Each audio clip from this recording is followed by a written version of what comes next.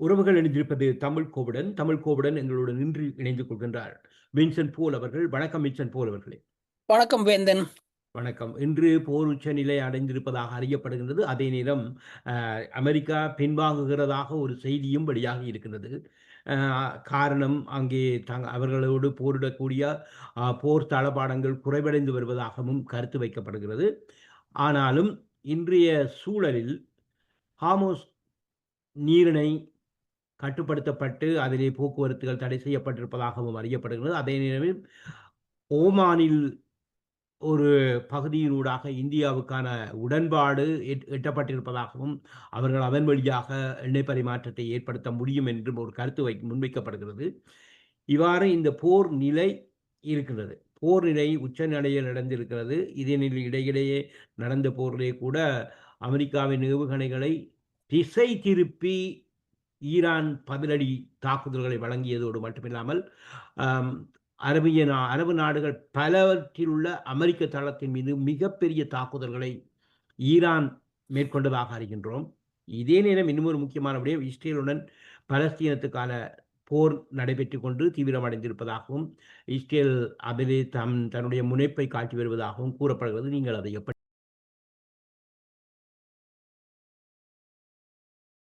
பார்க்கிறீர்கள்? ஈரான்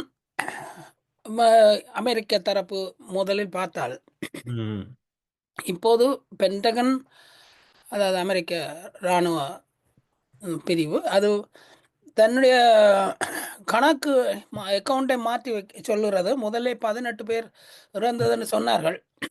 சென்ற நிகழ்ச்சியில் அதை பார்த்திருந்தோம். அவர்கள் அதிகமானவர்கள் இறந்திருக்கிறார்கள். 624 பேர் காயம், ஜெர்மனிக்கு போயிருக்கார்கள் என்றார்கள். அதுக்கு பிறகு எந்த பட்டியலும் வரவில்லை. ஆனால் தாக்குதல்கள் அவர்களுடைய தளங்கள் மீது தொடர்ந்து நடக்கத்தான் செய்கிறது. இப்போது 600க்கு கிட்டமான ஆட்கள் இறந்திருக்கலாம் என்றது மாதிரி செய்தி வருகிறது. இது நேற்று சிஎன்என்னுடைய தளத்தில் இருந்து ஒரு செய்தி பகிரப்பட்டிருந்தது இணையங்களிலே.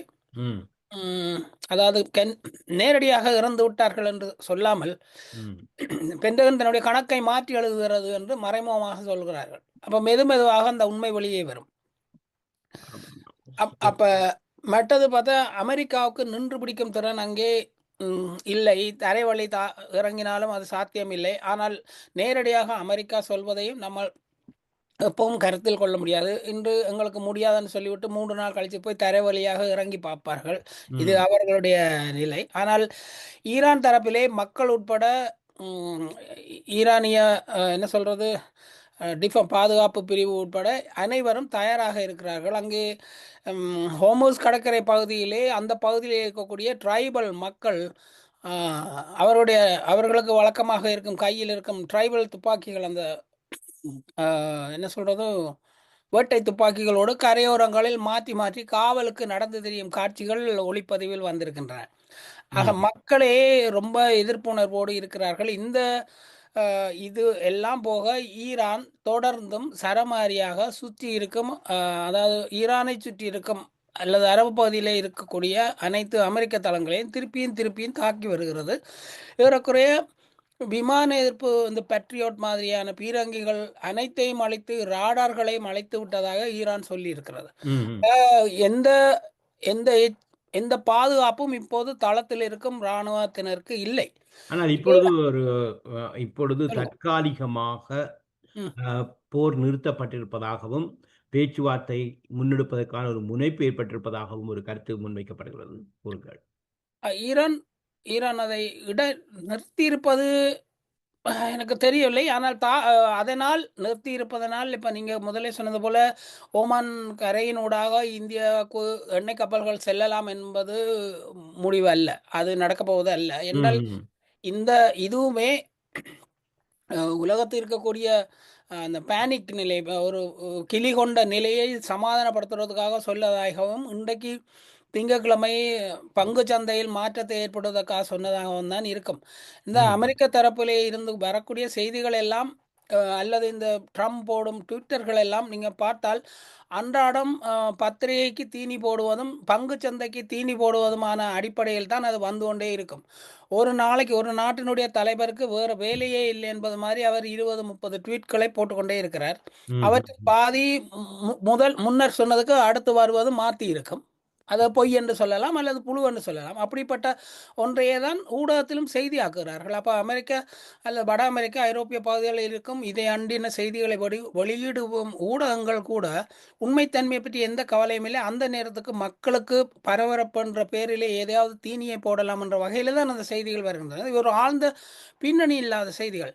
ம். முன்னரே நாங்கள் பேசிக்கொண்ட பலதரம் பேசிக்கொண்டபடி இந்த MOU இனி ஏதும் துவங்கினால் MOUவில் இருந்து தான் துவங்க வேண்டும். அதில் எந்த பேச்சுவார்த்தையும் இல்லை. அது ஒப்பந்த அப்படியே ஒப்பந்தம் ஒன்று செய்வதற்கான முனைப்பாகத்தான் அந்த பேச்சுவார்த்தை இப்பொழுது போரை அந்த அதான் குறைத்திருப்பதாக அறிகிறது. ஆனால் லெபனான் மீதான தாக்குதலை இஸ்ரேல் முழுமையாக நிறுத்தினால் மட்டுமே போர் முடிவுக்கு வரும் என ஈரான் உச்ச தலைவர் அது முஜ்தபா கமேனி தெரிவித்திருக்கிறார்.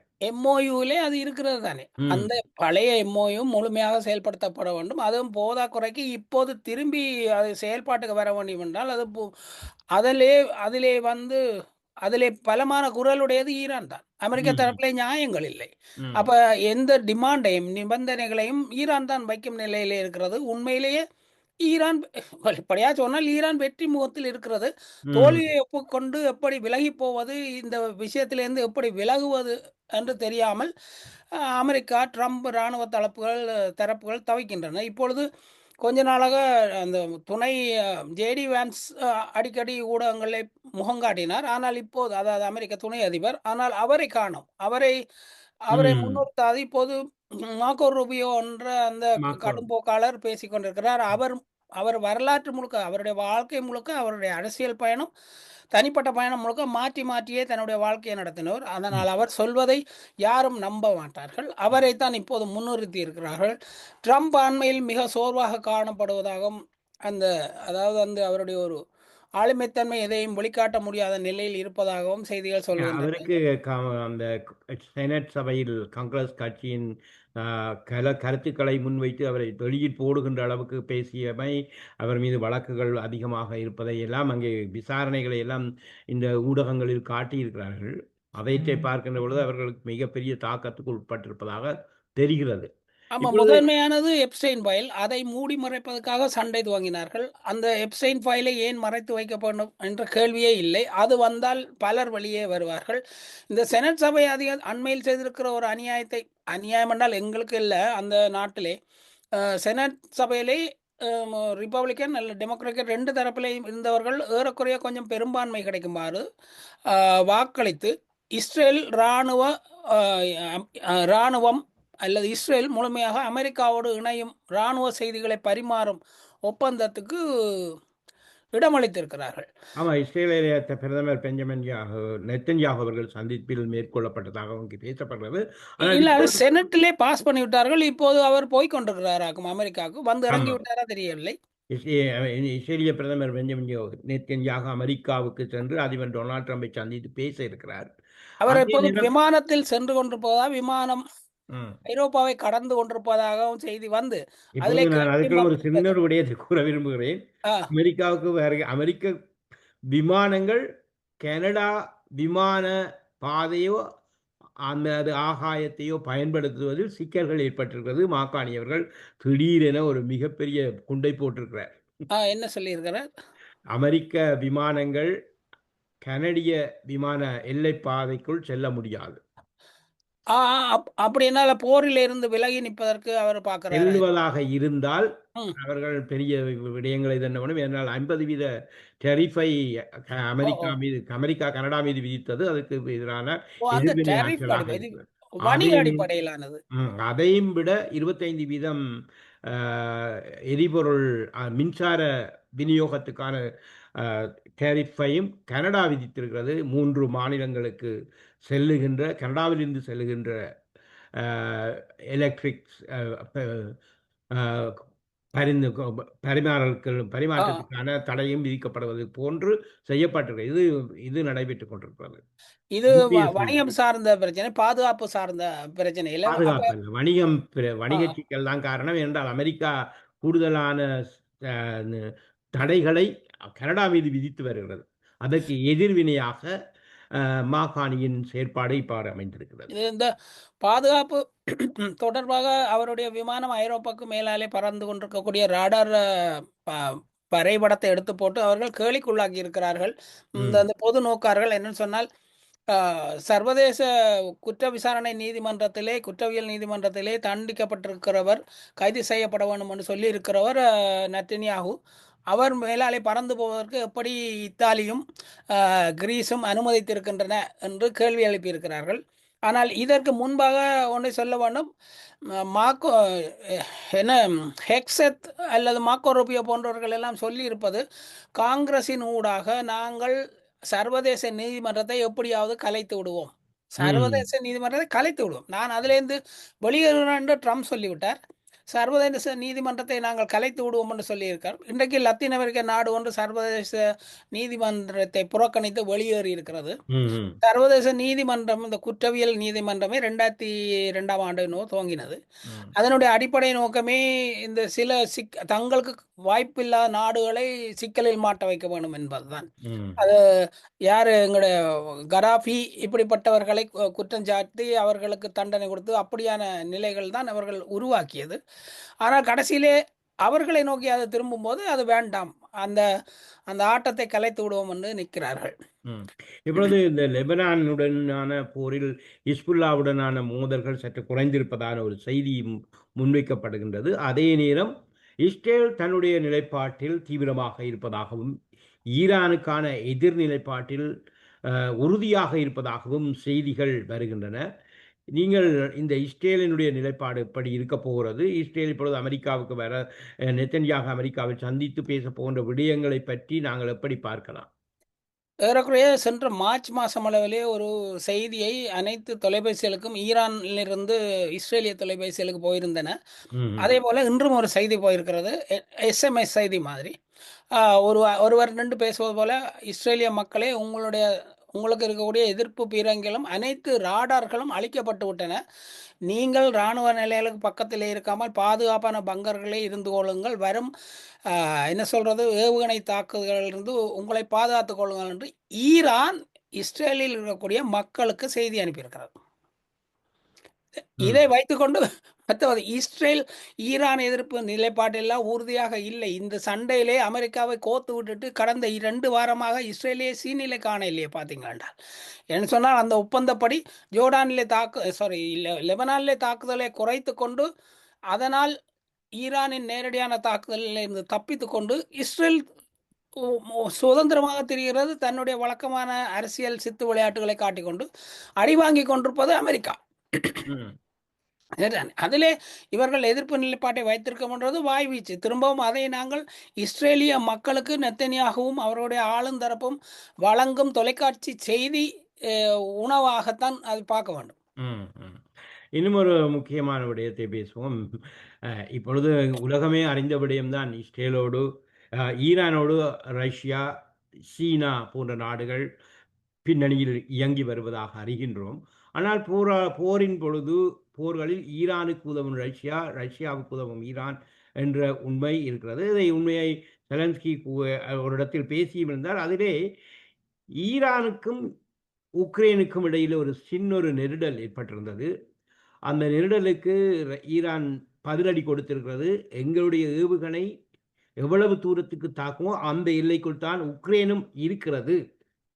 ஆகவே நீங்கள் பேசுவதை கவனமாக பேசுங்கள் என்றால் அவர்களுடைய அ ஒரு சரக்கு கப்பல் மீது அவர்கள் தாக்குதல் ஒன்றை மேற்கொண்டு இருந்தார்கள். அதைப் பற்றி நீங்கள் எப்படி பார்த்தீர்கள்? ஈரா ஈரானுக்கு வந்து கொண்டிருந்த ரஷ்யாவிலிருந்து வந்து கொண்டிருந்த ஒரு கப்பலை ம். உக்ரைன் உக்ரைன் வந்து கருங்கடல் பகுதியில் வைத்து தாக்கி அதிலே ஒரு மாலுமி, ஒரு ஈரானிய ப கப்பல் மாலுமியும் இறந்து விட்டார். இது தவறானது, சர்வதேச சட்டங்களை மீறுகிறது என்று ஈரான் கண்டித்திருந்தது. ஈரான் சொல்லியிருந்தது, இது தவறான வழிகாட்டில் இந்த தரப்பிலே இந்த தாக்குதலிலே அமெரிக்க கருவிகள் எல்லாம் பயன்படுத்தப்பட்டிருக்கின்றன. உக்ரைன் எச்சரிக்கையோடு இருக்க வேண்டும் என்று ஈரான் சொன்னது. ம். அதற்கு பிறகு உக்ரைனிய அதிபர் செலன்ஸ்கி தன்னுடைய விளையாட்டை காட்டத் துவங்கிவிட்டார். அங்கங்கே ஊடகங்களே மாற்றி மாற்றி ஈரான் மீது தாக்குதல் நடக்கின்றன. ஈரான் இருக்கவே தேவையில்லாத ஒரு நாடு அப்படின்ற ஒரு அறிக்கை. அப்புறம் ஈரான் வந்து ரஷ்யா, சீனா தரப்புகளோடு சேர்ந்து வேலை செய்கிறது. ரஷ்ய கருவிகளை பயன்படுத்துகிறது. அதனால் ஈரான் எங்களுக்கு எதிர் நிலைப்பாடில் இருக்கிறது என்று சொல்லி நாங்கள் தாக்க முடியும். ம், ம், ம், ம். இதுதானே. ம். இப்படி பல அறிக்கைகளை மாற்றி மாற்றி விட்டு கொண்டிருக்கிறார். அதற்கு அகார்ச்சி சொல்லியிருக்கிறார். அது மிக சரிதான். ஆ, உக்ரைனுக்கு அமெரிக்காவும் நேட்டோவும் ஐரோப்பிய நாடுகளும் ஆயுதங்களை வழங்கி கொண்டிருக்கின்றன. எங்களுக்கு ரஷ்யா சீனாவோடான உறவு வெளிப்படையானது. ஆனால் உங்களுக்குத்தான் அது வந்து வழங்கப்பட்டு கொண்டிருப்பது யாரும் சொல்வதில்லை. ஆனால் வழங்கப்படுகின்ற ஆயுதங்களும் உதவிகளும் வெளிப்படையா இப்போது நிரூபிக்கப்பட்டிருக்கின்றன. நாங்கள் இதை வைத்துக்கொண்டு நேட்டோவோடும் அமெரிக்காவோடும் ஐரோப்பிய யூனியனோடும் கூட தாக்குதல் நடத்த வாய்ப்பு இருக்கிறது. ம். ஈரானுடைய ஏவுகணைகள் வந்து ஈரான்லேருந்து 2000 கிலோமீட்டர் வந்து எளிதாக அடையக்கூடியது. ஆனால் உங்களுக்கே தெரியும், முதல்ல டீகோகாசியா வரைக்கும் அதனுடைய ஏவுகணைகள் போனதாக ஒரு கதை உண்டல்லி, அவர் செய்தி வந்திருந்தது. ஆமாமா. நாங்கள் அதை அது கேள்விப்பட்டோம். டீகோகாசியா 3500 4000 கிலோமீட்டர் அளவு தூரம். ம். ஆக லண்டன் வரைக்குமே ஈரானுடைய ஏவுகணைகள் பாயும். அந்த அந்த போரிலே அதாவது ஈரான் அகாட்சி எச்சரித்திருக்கிறார். ஐரோப்பிய நாடுகளையும் இந்த போரிலே இழுத்துவிட்டு ஆமாமா. கருங்கடலுக்கு இந்த ம். பக்கம் துருக்கி, துருக்கிக்கு மற்ற பக்கம் ஈரான். அப்ப ஈரான், துருக்கி, கருங்கடல், என்ன சொல்ற Azov C, Kashmir. Ukraine, Russia அந்த வட்டகை முழுவதற்கும் சண்டையை இழுத்து விடுவதற்கு உக்ரைனை வைத்துக்கொண்டு ஐரோப்பிய நாடுகள் குறிப்பாக லண்டன் முனைகிறது என்பதை சொல்கிறார்கள். இதற்கு ஈரானுக்கு வடபுறத்தே இருக்கக்கூடிய அந்த கசகஸ்தான், துர்க்மெனிஸ்தான், கிர்கிஸ்தான் இந்த மாதிரியான சிறிய நாடுகள், சைனாவிலிருந்து துருக்கி வரை வரக்கூடிய அந்த நாடுகள், அதுக்கு ஒரு பொது பேர் இருக்கு, மறந்து போச்சு. அவர்கள் வந்து ஒரு கவலையை வெளியிட்டிருக்கார்கள். இந்த போரை தேவையில்லாமல் இந்த பகுதியை நோக்கி இழுக்கிறார்கள், மக்கள் ஏற்கனவே சிரமத்தில் இருக்கிறார்கள் என்ற ஆமாம். வகை. ஈரானின் வெளியுறவுத்துறை அமைச்சர் அப்பாஸ் அராக்சி இஸ்ரேலின் தூண்டுதலின் பேரில் ஐரோப்பாவை தன் போருக்குள் இழுப்பதற்காக ஜெலன்ஸ்கி ம். ஈரானிய வணிக கப்பல் மீது தாக்குதல் நடத்தி ஒரு மாலுமியை கொண்டுள்ளார். இது ஐக்கிய நாடுகள் சாசனத்தை வெளிப்படையாக மீறும் செயல் என்றும் அதை தெரிவித்திருக்கிறார். ம். இவ்வாறு இந்த வருகின்ற பொழுது ரஷ்யா உக்ரைன் போர் நிலை எவ்வாறு இருக்கிறது என்பதை கூறலாம். ரஷ்யா, உக்ரைன் அண்மையிலே 2, 3 விழாக்கள் மாஸ்கோவிலே நடந்தன. ம். அதிலே ஒண்ணு வந்து விமானப்படை சார்ந்தவர்களுக்கு விருது வழங்கும் விழா. அதிலே ஒரு ஆயிரக்கணக்கான பெற்றோரும், உறவினர்களும் இருக்கக்கூடிய விழாவிலே அந்த மெடல்கள், அந்த பதக்கங்களை கொடுத்துவிட்டு ம் புட்டின் பேசிக்கொண்டிருந்தார். பேசிக்கொண்டிருக்கும்போது அவர் சொன்னது, நான் அந்த மெடலை கொடுக்கும்போது அந்த முதிய போர் வீரர் ஒருவர் காதுக்குள்ளே எனக்கு முணுமுணுத்தார். ம். புட்டின், நீங்கள் செய்வது சரி. ஆனால் இன்னும் போல்டாக, போல்ட் ம். என்றது ஆங்கில சொல்ல, அதுக்காக தேவையோடு சொல்கிறேன், போல்டாக இருங்கள் என்று சொன்னார். அதை அவர் மொழிபெயர்த்து சொன்னது. போல்ட் என்றால் உறுதியாக இருங்கள் அல்லது தீவிரமாக இருங்கள் என்ற பொருளே வரும் அந்த சொல்லு. ம். அப்ப அவர் அதை மேடையில இப்படி எனக்கு ஒருத்தர் சொன்னார். நான் இதை விட இன்னும் போல்டாகத்தான் இருக்க வேண்டுமான்னு அவர் கேட்டார். என்றால் ம். தீவிரமான தாக்குதலை நடத்த வேண்டுமான்னு. அந்த மண்டபத்திலிருந்து அவ்வளவு பேருமே ஆம் என்று சொல்லி கையை தட்டி ஆரவாரித்தார்கள். ம். ஆனால் அவர்கள் அந்த ஆதரிக்கின்ற பொழுது அமெரிக்காவில் இப்பொழுது அமெரிக்காவுக்கு ட்ரம்புக்கு எதிராக ஒரு மக்கள் தொகை அ பெரிய அளவில் போருக்கு எதிராக குரல் கொடுக்கின்ற தன்மை ஆ. ஒன்று எழுந்திருக்கிறது இதை இப்பொழுது. இதை பார்க்க வேண்டும். இந்த போர் ஆரம்பித்த பிறகு புட்டினோட செல்வாக்கு வீதம் புள்ளி ம். விவரங்கள் வழியாக 70க்கு மேலே போய் 78 வரைக்கும் போயிருந்ததை கடைசியா பார்த்துருக்கேன். அதுக்கு பிறகு நான் தொடர்வதில்லை அதை. அதே ம். நேரம் இந்த போர் தொடங்கிய பிறகு ஐரோப்பிய நாடுகளிலே ஜெர்மனியுடைய அதிபர், நெதர்லாந்தினுடைய அதிபர், பிரான்சினுடைய அதிபர் இவர்கள் ம். எல்லாருக்கும் செல்வாக்கு 30 விழுக்காட்டுக்கு கீழே விழுந்து விட்டது. ம். ட்ரம்புக்கும் அதே நிலை தான். ம். அப்போ ஒரு நாட்டின் அதிபருடைய செல்வாக்கு குறைந்தது 50க்கு மேலேயாவது இருந்தால் தான் அங்கே ஒரு நம்பகத்தன்மை இருக்கும். ம். ட்ரம்புக்கு எப்போதும் 30க்கு கீழே விழுந்து விட்டது. இப்போ அதைத்தான் இந்த போருக்கு எதிரான ஆர்ப்பாட்டத்தை காட்டுகிறது. அதே நிலை தான் அது உக்ரைனில் இருக்கக்கூடிய ஜெலன்ஸ்கிக்கு எப்போ அது கீழே விழுந்து விட்டது. ஆனால் இப்போது இந்த 2, 3 நாட்களாக இன்னொரு போராட்டம் உக்ரைனில் துவங்கி இருக்கிறது. பெண்கள் கூட்டமைப்பு. ம். அனைத்து தரப்பு பெண்களும். ஏனென்றால் போருக்கு போகக்கூடிய ஆண்கள் இறந்து படுகிறார்கள். குடும்பங்கள் தனித்து போகின்றன. அப்பா இல்லாத பிள்ளைகளும், கணவன் இல்லாத மனைவிகளும், மகன் இல்லாத தாய்மார்களும் நிறைந்த நாடாக உக்ரைன் மாறிவிட்டது. இன்னும் இன்னும் மாறிக்கொண்டிருக்கிறது. ஒரு நாளைக்கு சராசரியாக 800லிருந்து 1000 பேரை துரத்தி துரத்தி அடக்கி ஆட்கள் சேர்க்கும் பிரிவு பிடிக்கிறது நாடெங்கிலும். அங்க உக்ரைனிலே ரஷ்யாவின் கையகப்படாத மீதி பகுதிகளிலே இருக்கிற பகுதியிலே. ம். அந்த அவர்கள் எல்லாரையும் ஒரு குறுகிய கால 3 கிழமை பயிற்சியோடு கொண்டே களத்திலே தள்ளுகிறார்கள். தள்ளினால் அவர்களை கனோன் ஃபோடர் என்பார்கள். அதாவது அந்த பீரங்கிக்கு முன்னாலே ஒரு பேக் போட்டு மூடி இருப்பார்கள். தண்ணி ம். உள்ளே போகாமல். அதே மாதிரியான நிலையில தான் இந்த ஆட்களை கொண்டே போர் வீரர் என்ற பெயரிலே தள்ளுகிறார்கள். அந்த போரை நாங்கள் தான் நடத்துகிறோம் என்று மேற்குலகு காட்டி, மேற்குலகு என்றால் அந்த ஐரோப்பிய நாடுகள், அமெரிக்கா போன்றவற்றை காட்டி, மாதாந்த வருமானத்தை தனக்கு கிடைக்கக்கூடிய வரும்படியை பெறுவதற்கு செலன்ஸ்கியும் அவருடைய ஆட்களும் தொடர்ந்து செய்து கொண்டிருக்கார்கள். இந்த போர் எப்போ நின்றுக்க வேண்டியது. ம்ஹ்ம். இப்பொழுது செலன்ஸ்கி பிரித்தானியாவுக்கு விஜயம் செய்ய உள்ளார். பிரித்தானிய புதிய பிரதமர் முதலில் அ வெளிநாட்டு தலைவர் ஒருவரை சந்திக்க இருப்பது ஜெலன்ஸ்கி என்கின்ற கருத்து வைக்கப்படுகிறது. ம். அதே நேரம் உங்களுக்கு தெரியும் பிரித்தானியாவில் அதிகமான ட்ரோன்கள் தயார் செய்கின்ற, போர் தளவாடங்கள் உற்பத்தி செய்கின்ற நிலையங்கள் உசுப்பேத்த விடப்பட்டு அதிகமாக உற்பத்தி செய்யப்படுவதாகவும் நீங்கள் தெரிவிக்கப்படுகிறது. இதோட அதையும் சொல்ல வேண்டும். எஸ்செக்ஸ் பகுதியிலே, லண்டன் எஸ்செக்ஸ் பகுதியிலே ட்ரோன்கள் செய்யக்கூடிய ஒரு ஃபேக்டரி இப்போ ஒரு இந்த கடந்த 2, 3 நாளாக வெடித்து சிதறிக் கொண்டிருந்ததையும் பார்க்க வேண்டும். ம்ஹ்ம். அதற்கு ஏசி வெடித்தது தான் காரணம் என்று சொல்கிறார்கள். ஆனால் யாருக்கும் என்ன காரணம் என்று தெரியாது. அந்த ட்ரோன்கள் உற்பத்தி மையம் லண்டனிலே வெடித்துக் கொண்டிருக்கிறது. ம். ம். இன்னொன்றையும் சொல்கிறேன். ம். செலன்ஸ்கி கேர்ஸ் என்று ஒரு ஒரு கதை உலா வருகிறது. ம். வருவது வழக்கம் இந்த கடந்த காலத்திலே. செலன்ஸ்கி யாரெல்லாம் போய் கை குலுக்குகிறாரோ, அவர் ஆம். அந்த பதவியை விட்டு வெகு விரைவிலே விழுந்து விடுவார், விலகி ம். விடுவார் என்பது. ம். இது தொடர்ந்து தொடர்ந்து கலந்து 12 ஆண்டுகளாக படம் போட்டு செய்தியாக போட்டுக் கொண்டு வருவார்கள். ம். தன்னுடைய இதிலே எங்களுக்கு நம்பிக்கை இல்லை என்றாலும் அரசியல் ரீதியான வேடிக்கைக்காக சொல்லுகிறேன். இப்போது அந்த லண்டன்லே வந்திருக்கக்கூடிய பிரைம் மினிஸ்டர போய் முதல் ஆளாக இவர் கையை குலுக்கி போட்டு வருவது மிகவும் நல்லது. ம்.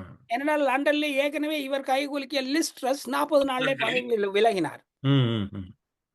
ஆமாம். நிறைவாக நாங்கள் நிறைவு செய்கின்ற பொழுது இருக்கிறது. அ இந்த நேரத்தில் நான் நிறைய விடயங்கள் நீங்கள் பேசலாம், சொல்லாமல் நான் கேட்காமல் இருக்கலாம்.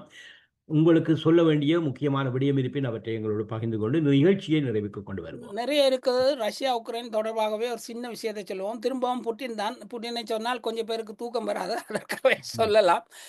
இன்னொரு கூட்டத்திலே அவர் பேசிக் கொண்டிருக்கும்போது, ராணுவ ஆய்வாளர்கள் மத்தியிலே பேசி தன்னுடைய ஆட்கள் மத்தியிலே பேசிக் கொண்டிருக்கும்போது சொல்லியிருக்கிறார், "உக்ரைனுக்கு முன்னர் உரிமை உடையவர்கள் அதை பெற்றுக்கொள்ளும் காலம் வந்துவிட்டது என நினைக்கிறேன்" அப்படின்னு சொன்னார். இது என்னத்தை குறிக்கிறது என்றால், ஸ்டாலின் வழங்கியது தான் மேற்கு உக்ரைனின் முழு பகுதியும். ஏறக்குறைய சேர்த்து இதையும் சேர்த்து ஆண்டு கொள்ளுங்கள், பரப்பளவு நன்றாக இருக்கும் என்ற வகையிலே செய்யப்பட்டது. அது அப்ப அதை தான் எடுக்கிறார் அல்லது ரஷ்யா எடுக்கிறது. இது தவிர ரொமானியா, அ ஹங்கேரி சாரி ஹங்கேரி, அ ரொமானியா, ஹங்கரி, போலந்து. இந்த 3 நாடுகளுக்கும் உக்ரைன்லேயே பங்கு இருக்கிறது. அவர்கள் அதை எடுக்கிறார்கள். எடுக்கிறதுக்குரிய காலம் வந்துவிட்டது என்று புட்டினை கோடி காட்டுகிறார். இதை அரசியல் முன்னோக்கர்கள் பல ஆண்டுகளாக சொல்லி வருகிறார்கள். இந்த போர் முடியும் போது உக்ரைன் துண்டு துண்டாக பிரிக்கப்பட்டுவிடும். இந்த உக்ரைன் அளவு குறைந்துவிடும். உக்ரைன் இல்லாமல் போகும். அல்லது 4 பக்கத்தாலும் பிரிக்கப்பட்டு ஒரு நடுவிலே ஒரு சின்ன துண்டு இருக்கும் என்றதான். இதைத்தான் இப்போது அரபு நாடுகள் வழியிலேயும் அரசியல் முன்னோக்கர்கள் சொல்லிக் கொண்டிருக்கிறார்கள். குவைத் இருக்காது, பஹ்ரைன் இருக்காது, ம். ஓமான் இருக்காது. அல்லது அதில் பல பகுதிகள் இல்லாமல் போய்விடும். ம்ஹ்ம். இனிமே அந்த சிறிய விடயம் தான் நான் நிறைவு செய்கின்ற பொழுது, குவைத் குவைத்தை ஈரான் கைப்பற்றி தனது கட்டுப்பாட்டுக்குள் கொண்டு வருவதற்கான ஒரு முயற்சி மேற்கொள்ளப்படுகிறது என்கின்ற ஒரு செய்தி, அது உண்மையாக இருக்குமா? இல்ல, இது ஆமா. அரசியல் நோக்கர்கள் முதல்லயே சொல்லிவிட்டார்கள். குவைத்துக்கான இருப்பு இல்லை. குவைத்தில் இருக்கக்கூடிய ஆட்சியாளர்கள் விமானத்தில் ஏறி தப்பி ஓடி விட்டார்கள். இதெல்லாம் வந்த செய்தி. ஆனா குவைத்தை முழுமையாக ஈரான் எடுக்கப் போவதில்லை. குவைத்திலே வடபகுதியிலே அல்லது ஈரான் எல்லையை ஒட்டியிருக்கிற வடகிழக்கு பகுதியை அ ஈரானோடு இணைத்துக் கொள்வார்கள். மீதி பகுதி சன்னி முஸ்லிம்கள் நிறைந்த பகுதி ஈராக்கோடு சேர்ந்துவிடும். ம். அப்படித்தான் அது போகும். அதிலே அந்த அம் அதிகமாக அங்கே போவதற்கு அந்த வேறு நாடுகளுக்கு போவதற்கு வாய்ப்பில்லை. இந்த 2 நாடுகளுக்கும் இடையே அது பங்கிடப்படும். குவைத் வந்து கொலாப்ஸ் ஸ்டேட், அதாவது விழுந்து போன அரசாக மாறிவிட்டது. அந்த அரசாங்கம் குலைந்து விட்டது. வெளியே வருவதற்கு தான் நாட்களாக இருந்தது. குவைத்தில் இருக்கக்கூடிய இராணுவ தளங்கள் அமெரிக்க தரப்பு முழுவதும் தரைமட்டமாக்கப்பட்டு விட்டது. ம், ம், ம். இதிலே இன்னொரு தரப்பையும் சொல்ல வேண்டும். இந்த அமெரிக்கான்றது அமெரிக்காவினுடைய கடந்த ஆண்டிலே அவர்களுடைய இருந்த வெளிப்படையாக அவர்கள் சொல்வதை நாங்கள் முழுவதும் நம்பாவிட்டாலும், இந்த போரிலே இந்த கடந்த 2 மாதங்களே மார்ச், ஏப்ரல், மேயிலே ஜூன் பயன்படுத்திய ஆயுதங்களிலே 30 விழுக்காடு ஏவுகணைகள், விமான எதிர்ப்பு ஏவுகணைகள், அவர்களுடைய எதிர்ப்பு ஏவுகணைகள் அனைத்தும் முடிந்து விட்டாங்க. Stockpile. அமெரிக்காவுடைய பாணி என்னென்றால், அமெரிக்காவுடைய உற்பத்தி முறை என்னென்றால், இராணுவ ஒப்பந்தங்கள் பிரைவேட் கம்பெனிகளுக்கு கொடுக்கப்படும். ம். லாக்ஹீட் மார்ட்டின், அந்த ராக் போன்ற ஆர்கனைசேஷன் நடத்துகின்ற அவருக்கு அந்த நிறுவனங்கள் ஆண்டுக்கு 20லிருந்து 30 வகையான ஏவுகணைகளையும் விமானங்களையும் தான் செய்கின்றன. இந்த F-35 எல்லாமே ம். ஆண்டுக்கு 20லிருந்து 30 வரை தான் செய்து வெளியே வரும். அப்போ ஒரு நாடு நான் 30 வாங்குறேன்னு சொன்னா, அந்த நாட்டுக்கு உடனே அங்க அமெரிக்கா கொடுக்க போவதில்லை. அதான் அந்த கம்பெனி உற்பத்தி செய்யவில்லை. ஒன்றொன்றாக 5 ஆண்டுக்கு ஒன்றாக டெலிவரி செய்வார்கள். ம், ம். அப்ப இப்போ ஏவுகணை கையிருப்பு, வெடிபொருட்களின் கையிருப்பு அமெரிக்க தரப்பிலேயே குறைந்திருக்கிறது. சரி, இருக்கதை வைத்துக்கொண்டு சண்டை பிடிக்கலாம் என்றால், அமெரிக்காவுக்கு எதிர்பார்க்காத நிலை ஏதும் வந்தால் ஆயுதங்கள் வேணுமே. அதனால் இந்த சண்டை தொடர்வது அமெரிக்காவுக்கு எந்த வகையிலும் சாத்தியமற்றது. ம். நன்றி. இதுவரை நேரமும் எங்களோடு பல்வேறுபட்ட கருத்துக்களை பகிர்ந்து, இந்த நிகழ்ச்சியில் பல செய்திகளை பகிர்ந்தமைக்கு நன்றியை கூறிக்கொண்டு, மீண்டும் ஒரு பொழுதில் உங்களை சந்திக்கும் வரை வணக்கம் கூறி விடைபெற்றுக் கொள்கின்றோம். மீண்டும் இணைந்து கொள்வோம். நன்றி. வணக்கம்.